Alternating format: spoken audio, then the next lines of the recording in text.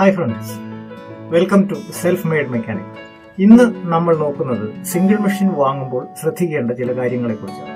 ഒരു single machine വാങ്ങുമ്പോൾ എന്തൊക്കെ ശ്രദ്ധിക്കണം? എന്റെ പേര് ബേബി ആന്റൺ.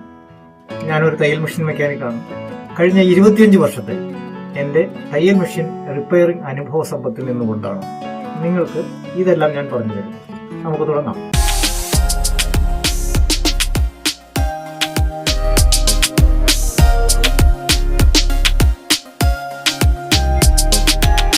ഒരു സിംഗിൾ മെഷീൻ വാങ്ങുക എന്നുള്ളത് വളരെ പ്രതീക്ഷയോടും ആഗ്രഹത്തോടും താല്പര്യത്തോടും കൂടി ഇറങ്ങി പുറപ്പെടുന്ന ഒരു പ്രക്രിയയാണ്. കാരണം തയ്യൽ പഠിച്ചു അല്ലെങ്കിൽ പഠിച്ചുകൊണ്ടിരിക്കുന്നു, പഠനം പൂർത്തിയായി, പ്രൊഫഷണലായി തയ്ക്കണം, തയ്യൽ ജോലിയിലേക്ക് ഇറങ്ങണം എന്ന് ആഗ്രഹിക്കുന്ന ഒരു പുതിയ വ്യക്തിയെ സംബന്ധിച്ചിടത്തോളം ഒരു സിംഗിൾ മെഷീൻ ഒരു സ്വപ്നം തന്നെയാണ്. അത് പുതിയത് വാങ്ങുക എന്നുള്ളത് വളരെ ഏറെ പ്രതീക്ഷ നൽകുന്നതുമാണ്. ഇങ്ങനെ വളരെ ആഗ്രഹത്തോടെ പ്രതീക്ഷയോടെ നമ്മളൊരു സിംഗിൾ മെഷീൻ വാങ്ങി വീട്ടിൽ കൊണ്ടുവന്ന് ആദ്യത്തെ താല്പര്യങ്ങളൊക്കെ അസ്തമിക്കാൻ 1-2 ആഴ്ച മതിയാകും. കാരണം ഈ വാങ്ങിക്കൊണ്ടുവന്ന മെഷീൻ അല്പസ്വല്പം പ്രശ്നങ്ങൾ കാണിച്ചു തുടങ്ങുമ്പോൾ നമ്മളുടെ ആദ്യമുണ്ടായിരുന്ന മനസ്സൊക്കെ മാറി തുടങ്ങും. പലപ്പോഴും പലയിടത്തും സംഭവിച്ചിട്ടുള്ള ഒരു കാര്യത്തെക്കുറിച്ചാണ് ഞാനിപ്പോൾ പറഞ്ഞത്. മെഷീൻ വാങ്ങി പിന്നീട് അത് വേണ്ട വിധം ഉപയോഗിക്കാൻ കഴിയാതെ ബുദ്ധിമുട്ട് അനുഭവിക്കുന്ന ഒത്തിരി പേര് ഞാൻ കണ്ടിട്ടുണ്ട്.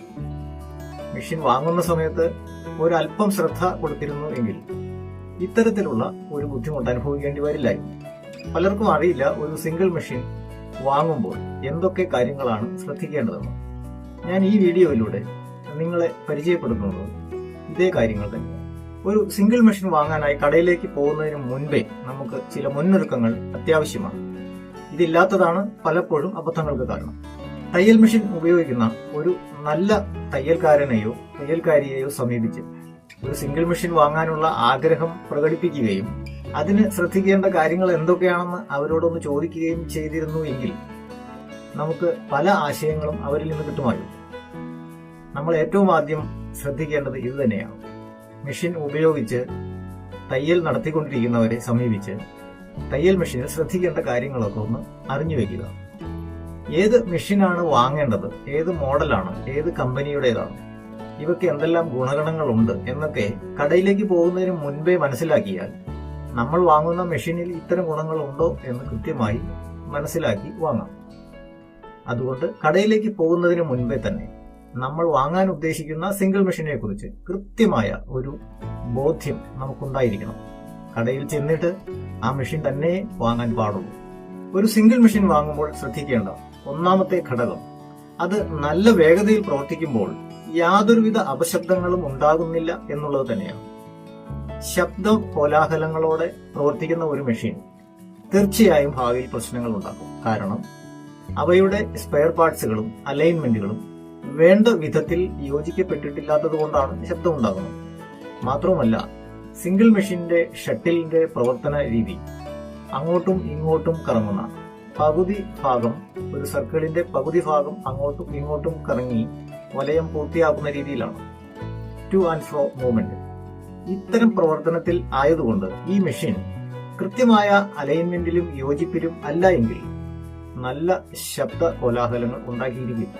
മാത്രമല്ല, അതിന്റെ ടി ലിവർ എന്ന് പറയുന്ന നൂല് വലിച്ചെടുക്കുന്ന സ്പെയറിന്റെ ഭാഗത്തു നിന്നും ഇത്തരത്തിലുള്ള അപശബ്ദങ്ങൾ ഉണ്ടാകും. അതുകൊണ്ട് സിംഗിൾ മെഷീൻ ആദ്യമേ പ്രവർത്തിപ്പിച്ചു നോക്കി വേഗത്തിൽ പ്രവർത്തിക്കുമ്പോൾ ശബ്ദ ബഹളങ്ങളില്ല എന്ന് ഉറപ്പുവരുത്തുക എന്നുള്ളതാണ് പരമപ്രധാനം. ഒരു സിംഗിൾ മെഷീൻ വാങ്ങുമ്പോൾ ശ്രദ്ധിക്കേണ്ട രണ്ടാമത്തെ ഘടകം, നല്ല വേഗതയിൽ പ്രവർത്തിക്കുമ്പോൾ ശബ്ദങ്ങൾ ഉണ്ടാകുന്നില്ല എന്നതിനേക്കാൾ ഉപരി യാതൊരുവിധ എഫർട്ടും ബുദ്ധിമുട്ടും ഇല്ലാതെ ഇത് തയ്ക്കാൻ പറ്റുന്നു എന്നുള്ളതാണ് രണ്ടാമത്തെ ഘടകം. ഏതെങ്കിലും വിധത്തിലുള്ള യോജിപ്പ് കുറവ് സ്പെയർ പാർട്സുകൾക്കിടയിൽ ഉണ്ടെങ്കിൽ വേഗത്തിൽ പ്രവർത്തിക്കുമ്പോൾ അതിന് എതിരായി ഒരു ബലം അനുഭവപ്പെടുകയും ആ ഭാഗത്തു നിന്നുള്ള ഫ്രിക്ഷൻ മൂലം ഈ മെഷീന്റെ പ്രവർത്തനത്തിന് കൂടുതൽ ശക്തി കൊടുക്കേണ്ടതായി വരികയും ചെയ്യും. പെഡലിൽ നമ്മൾ ചവിട്ടി നോക്കുമ്പോൾ അറിയാം, വേഗത്തിൽ പ്രവർത്തിക്കുമ്പോൾ ബുദ്ധിമുട്ടില്ലാതെ അനായാസം പ്രവർത്തിക്കുന്ന മെഷീനായിരിക്കും. ഇങ്ങനെയുള്ള ഒരു മെഷീൻ മാത്രമേ നിങ്ങൾക്ക് വീട്ടിൽ കൊണ്ടുപോയി ഒരു മുറിയിലിട്ട് പ്രവർത്തിക്കാൻ പറ്റുകയുള്ളൂ. മറ്റുള്ളവർക്ക് ശബ്ദ കോലാഹലങ്ങളും അസ്വസ്ഥതകളും സൃഷ്ടിക്കാതിരിക്കണമെങ്കിൽ ഈ 2 ഗുണങ്ങളും മെഷീന് ഉണ്ടായിരിക്കണം. സിംഗിൾ മെഷീൻ വാങ്ങുമ്പോൾ ശ്രദ്ധിക്കേണ്ട ഏറ്റവും പരമപ്രധാനമായ കാര്യങ്ങളാണിവ. ഒരു സിംഗിൾ മെഷീൻ തയ്യലിൽ നല്ല പെർഫോമൻസ് തരുന്നുണ്ട് എങ്കിൽ ആ മെഷീൻ വാങ്ങാം. നല്ല രീതിയിലുള്ള സ്റ്റിച്ചിങ് പെർഫോമൻസ് തരുന്ന ഒരു മെഷീന് പൊതുവെ പ്രശ്നങ്ങൾ ഉണ്ടായിരിക്കുകയില്ല. നമ്മൾ വിവിധ തരത്തിലുള്ള തുണിയുടെ കഷണങ്ങൾ ഉപയോഗിച്ച് തയ്ച്ച് നോക്കി വേണം മെഷീൻ വാങ്ങാനായി.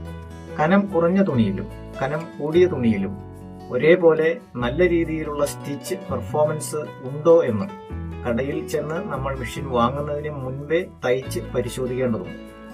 കൊണ്ടുവന്ന് വീട്ടിൽ വന്ന ശേഷം അല്ലെങ്കിൽ കടയിൽ കൊണ്ടുവന്ന ശേഷം നിങ്ങൾ പിന്നീടുണ്ടാകുന്ന പ്രശ്നങ്ങളെക്കുറിച്ച് പരിതപിക്കുന്നതിനേക്കാൾ എത്രയോ നല്ലതാണ് കടയിലേക്ക് പോകുമ്പോൾ തന്നെ 2-3 കഷണം വെട്ടുതുണികൾ കൊണ്ടുപോയി തയ്ച്ചു നോക്കി മെഷീന്റെ പെർഫോമൻസ് കൃത്യതയോടെ പരിശോധിക്കുക എന്നുള്ളത്. അതാണ് നിങ്ങൾ ചെയ്യേണ്ട 3ാമത്തെ കാര്യം. 4ാമതായി, ഒരു സിംഗിൾ മെഷീൻ തിരഞ്ഞെടുക്കുമ്പോൾ അതിന്റെ ഫീഡ്, തുണി മുൻപോട്ട് തള്ളിക്കൊണ്ടുപോകുന്ന പ്രക്രിയ ഭംഗിയായി നടക്കുന്നുണ്ട് എന്ന് ഉറപ്പുവരുത്തുക. തുണി തയ്ക്കുന്ന സമയത്ത് പുറകിൽ നിന്ന് കൈകൊണ്ട് പിടിച്ച് വലിക്കുന്ന രീതി ചിലരിൽ കണ്ടിട്ടുണ്ട്. ഇത് തെറ്റാണ്. ഇത് മെഷീൻ തനിയെ ചെയ്തുകൊള്ളും. ഇതിന് ഫീഡിന്റെ അഡ്ജസ്റ്റ്മെന്റും പ്രവർത്തനങ്ങളും കൃത്യതയോടെ നടക്കണമെന്ന് മാത്രം. കൃത്യമായ രീതിയിൽ അലൈൻ ചെയ്ത് ഉറപ്പിച്ചിട്ടുള്ള ഫീഡ് സെക്ഷൻ ഉള്ള മെഷീനുകൾ തീർച്ചയായും തുണി നമ്മുടെ പ്രത്യേക സപ്പോർട്ടൊന്നുമില്ലാതെ തന്നെ മുൻപോട്ട് തള്ളി നീക്കാൻ പര്യാപ്തമായവയാണ്. റിവേഴ്സിനായി നമ്മൾ ഉറപ്പിച്ചിട്ടുള്ള ലിവർ റിവേഴ്സിലിടുമ്പോൾ കൃത്യമായ അകലത്തിൽ തന്നെ തുണി പുറകോട്ടും നീങ്ങുന്നുണ്ട് എന്ന് ഉറപ്പുവരുത്തണം. ഫോർവേഡ് ആൻഡ് റിവേഴ്സ് ഒരേ കാണി അകലത്തിൽ കൃത്യമായി പ്രവർത്തിക്കുന്നുണ്ട് എന്ന് പരിശോധിക്കുക. 0 പൊസിഷനിൽ ഇട്ട് കഴിയുമ്പോൾ ഫീഡ് ഒട്ടും ഇല്ലാതെ തുണി നിന്നിടത്ത് നിന്ന് തന്നെ തയ്ക്കുന്നത് കാണാം. ഇതും കൃത്യമായി പരിശോധിക്കണം. ഒരു നല്ല ഫീഡ് അഡ്ജസ്റ്റ്മെന്റ് ഉള്ള സിംഗിൾ മെഷീനുകളിൽ സാധാരണയായി ഏറ്റവും കൂടിയ കാണി അകലം ഒരു 4 mm വരെ ഉണ്ടാകും.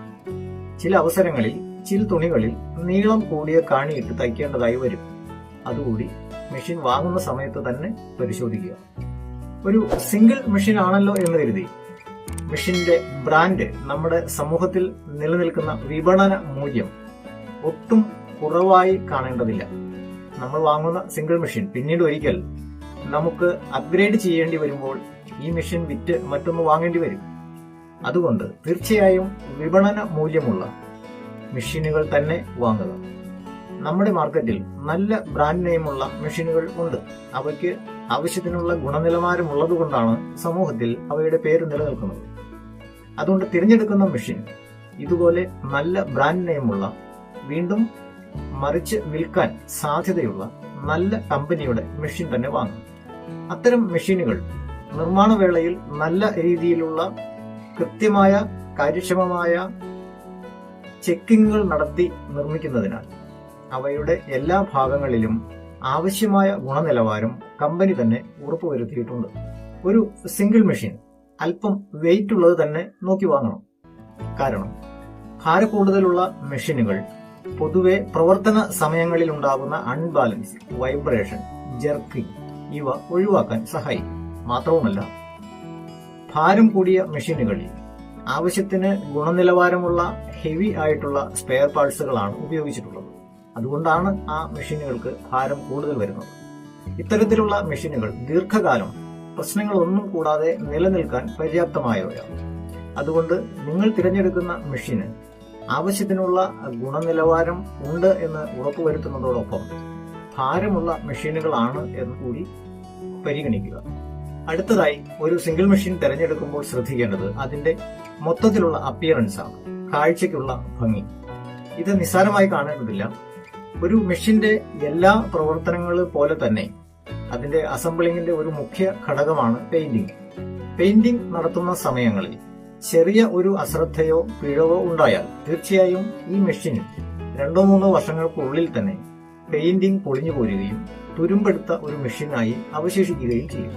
കാഴ്ചയ്ക്ക് യാതൊരുവിധ ഭംഗിയും തോന്നാത്ത, പെയിന്റ് നഷ്ടപ്പെട്ട ഒരു മെഷീനെ കുറിച്ച് ചിന്തിച്ചു നോക്കൂ.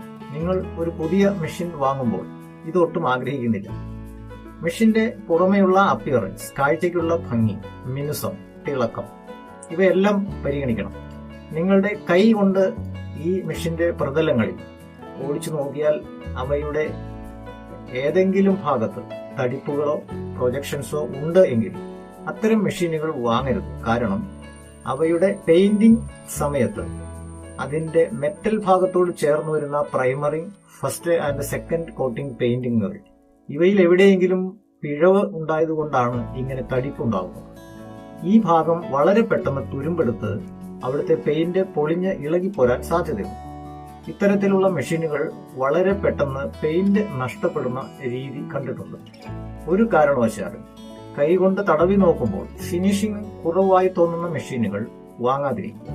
കാഴ്ചയിൽ തന്നെ മെഷീന്റെ പെയിന്റിംഗ് പെർഫോമൻസ്, ഫിനിഷിംഗ്, അപ്പിയറൻസ് ഇവയെല്ലാം നമുക്ക് ഒറ്റനോട്ടത്തിൽ മനസ്സിലാകും. സിംഗിൾ മെഷീൻ തിരഞ്ഞെടുക്കുമ്പോൾ വളരെ കനം കുറഞ്ഞ സാരി, നെറ്റ് പോലുള്ള തുണികൾ കൂടി തയ്ച്ചു നോക്കേണ്ടതുണ്ട്. കാരണം ചില അവസരങ്ങളിൽ മെഷീനുകളുടെ അലൈൻമെന്റിൽ പ്രശ്നങ്ങൾ കണ്ടിട്ടുണ്ട്. ഇത് തിരിച്ചറിയാൻ ഏറ്റവും എളുപ്പമുള്ള മാർഗമാണ് കനം കുറഞ്ഞ തുണി തയ്ച്ചു നോക്കുക എന്നത്.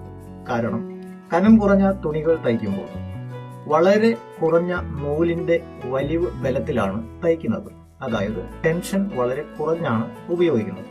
അതല്ല എങ്കിൽ ഈ തുണി ചുളുങ്ങിക്കൂടി പോകും. ബോബിൻ കേസിന്റെ അകത്തു നിന്ന് വരുന്ന നൂലിന്റെ ബലവും അതുപോലെ തന്നെ മുകളിൽ സ്പൂളിൽ നിന്ന് വരുന്ന നൂലിന്റെ ബലവും ടെൻഷൻ പരമാവധി കുറച്ചിട്ടാണ് ഇത്തരത്തിലുള്ള തുണികൾ തയ്ക്കുന്നത്. അപ്പോൾ വളരെ കുറഞ്ഞ നൂൽ ബലത്തിൽ തയ്ക്കപ്പെടുന്ന ഇത്തരം തുണികൾക്ക് തയ്യൽ പെർഫോമൻസ് ഭംഗിയായിട്ടുണ്ട് എങ്കിൽ ഈ മെഷീന് കുഴപ്പമില്ല.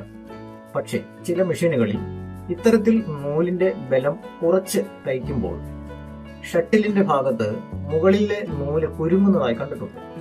ഇത് അലൈൻമെന്റിലുള്ള ഒരു അപാകതയാണ്. ഈ മെഷീൻ എന്നും എല്ലാ കാലവും നിങ്ങൾക്കൊരു തലവേദനയായി.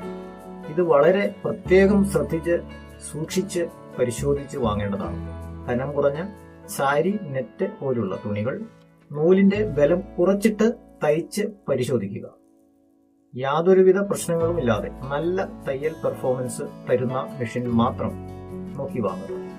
ഒരു സിംഗിൾ മെഷീൻ വാങ്ങുമ്പോൾ തീർച്ചയായും അതിന്റെ സൂചി എല്ലാ സമയവും നീഡിൽ ഹോളിന്റെ മധ്യഭാഗത്തുകൂടി തന്നെ താഴേക്ക് ഇറങ്ങുന്നു എന്ന് ഉറപ്പുവരുത്തും. കാരണം ചില മെഷീനുകളിൽ നീഡിൽ ബാറിന്റെ അലൈൻമെന്റ് തെറ്റുന്നത് മൂലം സൂചി നീഡിൽ ഹോളിന്റെ കൃത്യം മധ്യഭാഗത്തല്ലാതെ ഇറങ്ങി വരുന്നതായി കണ്ടിട്ടുണ്ട്. ഇങ്ങനെയുള്ള തയ്യൽ മെഷീനുകളിൽ സൂചി വളരെ പെട്ടെന്ന് ഒടിയാനുള്ള സാധ്യതയുണ്ട്. കാരണം ഈ സൂചിയുടെ അഗ്രഭാഗത്ത് ചെറിയ ഒരു പ്രഷർ കൊണ്ട് തുണി വലിക്കുന്നതിനാലോ സൂചി വളയുന്നതിനാലോ ഉണ്ടാകുന്ന ചെറിയ ഒരു മാറ്റം പോലും നീഡിൽ ഹോളിന്റെ വശങ്ങളിൽ സൂചിയുടെ മുന കുത്തി ഒടിയുന്നതിന് സാധ്യതയുണ്ട്. ഇത്തരത്തിലുള്ള പ്രശ്നം ഒഴിവാക്കാനായി സൂചി നീഡിൽ ഹോളിന്റെ കൃത്യം മധ്യഭാഗത്തുകൂടി തന്നെ മുഴുവൻ സമയവും താഴേക്ക് ഇറങ്ങി വരുന്നു എന്ന് ഉറപ്പുവരുത്തി വാങ്ങുക. ഇത് നമ്മൾ ഹാൻഡ് വീൽ തിരിച്ചുകൊണ്ട് സൂചി താഴേക്ക് സാവധാനം ഇറക്കി നോക്കിയാൽ നമുക്ക് നോക്കിക്കൊണ്ട് തന്നെ കണ്ട് മനസ്സിലാക്കാനായി സാധിക്കും. ഞാൻ ഇപ്പോൾ പ്രതിപാദിച്ച പോയിന്റുകൾ, പ്രധാന ഭാഗങ്ങൾ ശ്രദ്ധാപൂർവം പരിഗണിച്ചാൽ, ശ്രദ്ധിച്ച് സൂക്ഷിച്ച് നിങ്ങൾ മെഷീൻ വാങ്ങിയാൽ നിങ്ങൾക്ക് ഭാവിയിൽ ഒരിക്കലും ഈ വാങ്ങിയ മെഷീനെ കുറിച്ച് ഓർത്ത് പരിതപിക്കാനോ ബുദ്ധിമുട്ട് അനുഭവിക്കാനോ ഇടയാകില്ല.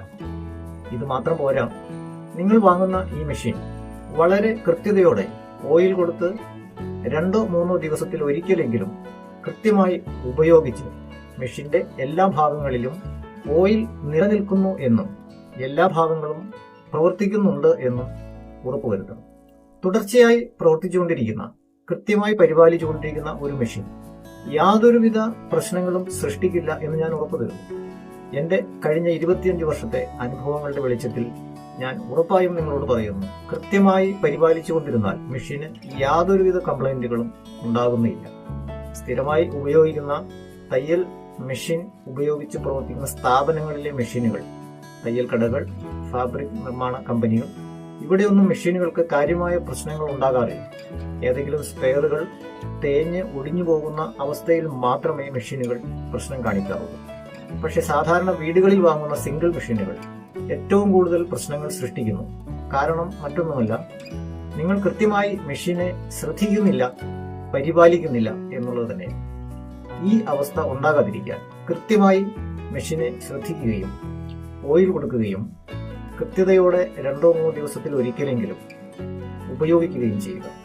അങ്ങനെ ഉപയോഗിക്കാനായി നിങ്ങൾക്ക് തയ്യൽ സാഹചര്യങ്ങളില്ല എങ്കിൽ സൂചി ഊരിവെച്ച് വെറുതെ വല്ലപ്പോഴുമൊക്കെ ഓയിൽ കൊടുത്ത് ഒന്ന് കറക്കിയാൽ മതി. ഇതെങ്കിലും ചെയ്യാതെ ഒരു മൂലയിൽ അവശേഷിക്കപ്പെടുന്ന മെഷീനുകളാണ് പിന്നീട് തയ്ക്കാൻ വേണ്ടി നിങ്ങൾ ചെല്ലുമ്പോൾ പ്രശ്നകാരികളായി നിലനിൽക്കുന്നത്. ഇപ്പോൾ ഞാൻ പറഞ്ഞ പ്രധാന കാര്യങ്ങളിൽ ഏതെങ്കിലും സംശയങ്ങൾ നിങ്ങൾക്ക് അവശേഷിക്കുന്നുണ്ടെങ്കിൽ, പുതിയതായി മറ്റെന്തെങ്കിലും കാര്യങ്ങൾ സിംഗിൾ മെഷീൻ തിരഞ്ഞെടുക്കുമ്പോൾ അറിയേണ്ടതുണ്ട് എന്ന് നിങ്ങൾക്ക് തോന്നുന്നുണ്ടെങ്കിൽ താഴെ കമന്റ് ബോക്സിൽ അറിയിച്ചാൽ ഞാൻ അവയ്ക്ക് മറുപടി നൽകുന്നതാണ്. തയ്യൽ മെഷീനുമായി ബന്ധപ്പെടുന്ന ചെറുതും വലുതുമായ ഇത്തരം നല്ല നല്ല കാര്യങ്ങൾ ഞാൻ ഈ ചാനൽ വഴി നൽകുന്നതാണ്. ഈ അറിവ് പ്രയോജനപ്പെട്ടു എന്ന് നിങ്ങൾക്ക് തോന്നിയാൽ തീർച്ചയായും ലൈക്ക് ചെയ്യുക. അതുവഴി ഇത്തരത്തിലുള്ള നല്ല നല്ല പുതിയ വീഡിയോകൾ നിർമ്മിച്ച് അപ്ലോഡ് ചെയ്യുവാൻ എനിക്ക് ഇൻസ്പിറേഷൻ ഉണ്ട്. കൂടാതെ നിങ്ങളുടെ സുഹൃത്തുക്കൾക്കും അയൽവാസികൾക്കും ബന്ധുക്കൾക്കും തയ്യൽ മെഷീൻ ഉപയോഗിക്കുന്നവർക്കും ഇത് ഫോർവേഡ് ചെയ്ത് അവരെ കൂടി അറിയിക്കുക. തയ്യൽ മെഷീനുമായി ബന്ധപ്പെട്ട ഇതുപോലെ നല്ല നല്ല വീഡിയോ ഞാൻ എല്ലാ ആഴ്ചയും അപ്ലോഡ് ചെയ്യുന്നത്. ഇത് ലഭിക്കുന്നതിനായി വീഡിയോയ്ക്ക് താഴെ കാണുന്ന ചുവന്ന സബ്സ്ക്രൈബ് ബട്ടൺ ക്ലിക്ക് ചെയ്ത് തൊട്ടടുത്തുള്ള ബെൽ ബട്ടൺ കൂടി പുഷ് ചെയ്യും. അപ്പോൾ നിങ്ങൾക്ക് സൗജന്യമായി ഓരോ വീഡിയോകളുടെയും നോട്ടിഫിക്കേഷൻ മെസ്സേജ് നിങ്ങൾക്ക് അപ്പോൾ ലഭിക്കുന്നതാണ്. ഈ അവസരം പരമാവധി പ്രയോജനപ്പെടുത്തുക. നിങ്ങളുടെ സംശയങ്ങൾ താഴെ കമന്റ് ബോക്സിൽ അറിയിച്ചാൽ ഞാൻ അവയ്ക്ക് മറുപടി നൽകുന്നതാണ്. എൻ്റെ കോൺടാക്ട് ഡീറ്റെയിൽസ് താഴെ ഡിസ്ക്രിപ്ഷൻ ബോക്സിൽ നൽകിയിരിക്കും. മറ്റു വീഡിയോകൾക്കായി കാത്തിരിക്കാം. ഇനിയൊരു വീഡിയോയിൽ കാണുന്നതുവരെ സ്നേഹപൂർവ്വം ഞാൻ baby Antony, self made mechanic.